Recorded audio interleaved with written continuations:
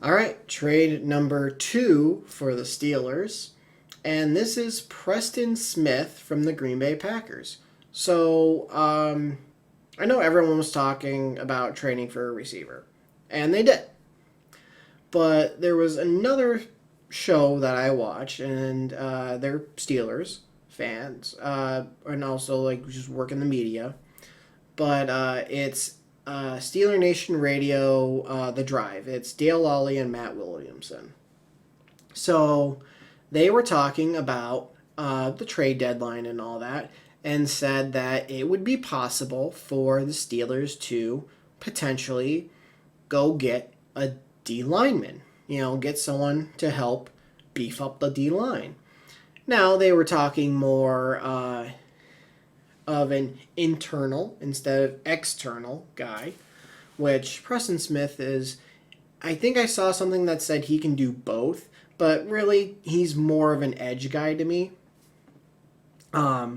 And also, Alex Highsmith has taken a lot of disrespect as far as I've seen.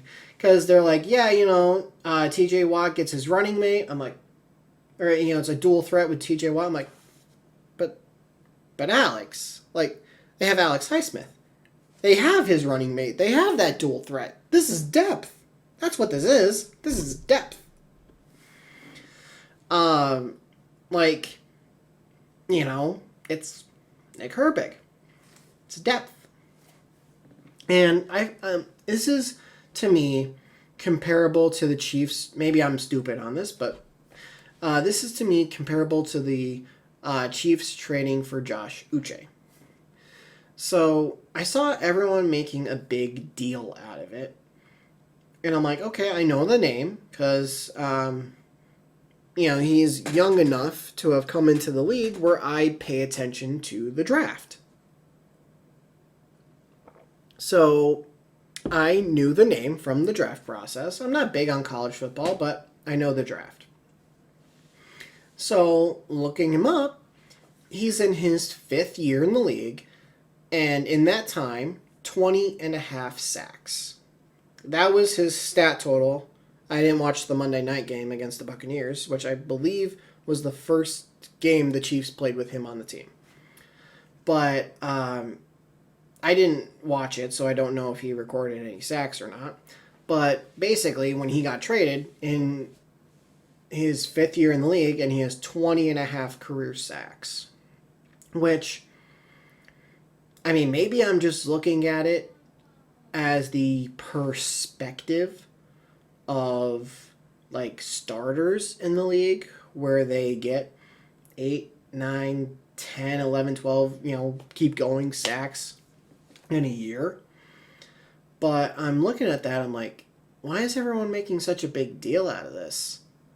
Like, he basically averages somewhere in between 4 and 5 sacks in a season. He's depth. That's why he only cost a 6th round pick. He's depth. Like, that to me just seems a bit strange. And that's just me. Like, and I don't know if it has anything to do with the hype around Kansas City, because they are a good team. Like, yeah, they've had a lot of close games. They're not blowing people out, but they're undefeated nonetheless. And, but it was just surprising. I wouldn't say shocking. I almost did, but it was just surprising that people had the reaction that they did. So, looking at Preston Smith, I think he's similar. Now, he's older, he is, but I think he is in a similar situation where he's not like elite by any means. The Steelers only gave up a 7th round pick. But for this, it's like,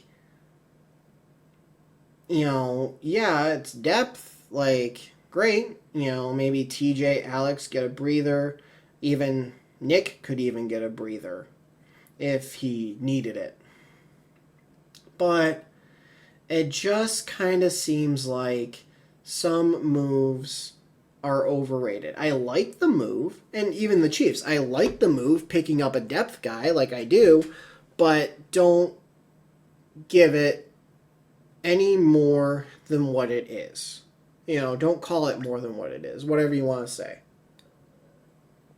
So by trading for Preston Smith, I don't like that's the thing. I'm not gonna give it or call it more than what it is.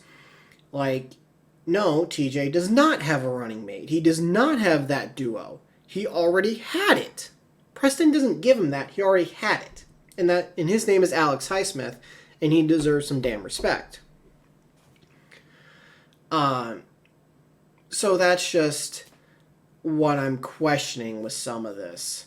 Is like, are people treating it differently than they should? Is it too much hype? Is the move too much hype? And like I said, I like the move. I do know that his contract after this year gets very expensive cap hit wise. It's like 13.5 and over 14 million in the next 2 seasons. Now none of it is guaranteed. So that's where the Steelers can try to rework the contract, give him some guaranteed money, and if you can cut that cap number like at least in half, I think that would be great. If you can cut it anywhere from 50 to 75%, like if you can cut that down, like I would love that.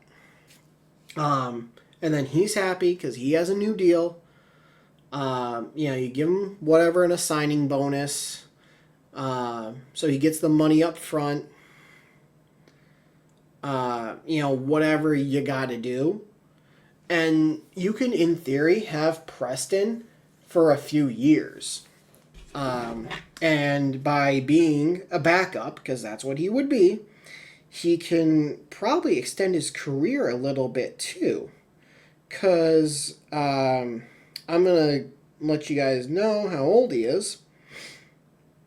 Preston Smith is 31 years old. Okay. Let's see. And he's about to be 32. I'm looking at it right now. He's about to be 32 years old November 17th. Actually, shares a birthday with my dad. So, then you figure, okay, you play out this year, you're 32. If you get 2 to 3, that puts you right in your mid-30s, and you can retire with, in somewhat good health. Because you'll spend the last few years of your career as a backup. You're not going to be a starter, and you're going to get some reps, but you're not going to... And, if he plays inside as well, great. He can give Cam a breath. He can give Keanu a break, or whoever, or Larry, whoever needs it.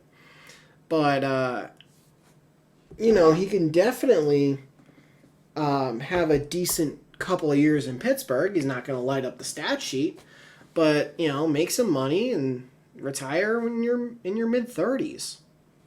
So we'll have to see what happens with that. Or it ends up being a 1-year rental and you only spent a 7th round pick. Or not even a 1-year rental, it's a half-a-year rental at this point. So, but hey, it's a 7th round pick.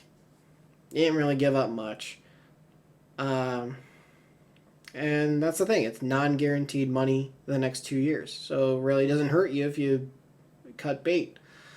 So if you guys did enjoy this, please leave a like. If you're new to the channel, hit that subscribe button. Turn notifications on. I'll see all you guys in the next video. Thanks for watching.